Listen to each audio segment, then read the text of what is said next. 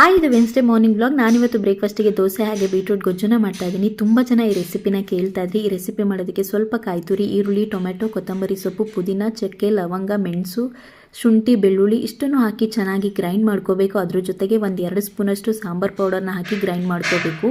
ಅದಾಗಿದ್ಮೇಲೆ ಇಲ್ಲಿ ಒಗ್ಗರಣೆಗೆ ಸ್ವಲ್ಪ ಎಣ್ಣೆ, ಈರುಳ್ಳಿನ ಹಾಕಿ ಫ್ರೈ ಮಾಡ್ಕೋಬೇಕು. ಹಾಗೆ ಸಣ್ಣದಾಗಿ ಕಟ್ ಮಾಡ್ಕೊಂಡಿರುವಂಥ ಬೀಟ್ರೂಟ್ನ ಹಾಕಿ ಫ್ರೈ ಮಾಡಿ, ರುಚಿಗೆ ತಕ್ಕಷ್ಟು ಉಪ್ಪನ್ನ ಹಾಕಿ, ರುಬ್ಬಿಟ್ಕೊಂಡಿರುವಂಥ ಮಸಾಲಾನ ಹಾಕಿ ಸ್ವಲ್ಪ ನೀರನ್ನು ಹಾಕಿ 3-4 ವಿಷಲ್ ಕೂಗಿಸ್ಕೊಂಡ್ರೆ ಸಾಕು, ಬೀಟ್ರೂಟ್ ಗೊಜ್ಜು ರೆಡಿ ಆಗುತ್ತೆ. ಹಾಗೆ ಈ ಗೊಜ್ಜುನ ಮಾಡೋದಕ್ಕೆ ಈರುಳ್ಳಿ, ಟೊಮೆಟೊ, ಬೆಳ್ಳುಳ್ಳಿನ ಸುಟ್ಬಿಟ್ಟು ಕೂಡ ಮಾಡ್ಕೊತಾರೆ. ಟೇಸ್ಟ್ ತುಂಬಾನೇ ಚೆನ್ನಾಗಿರುತ್ತೆ.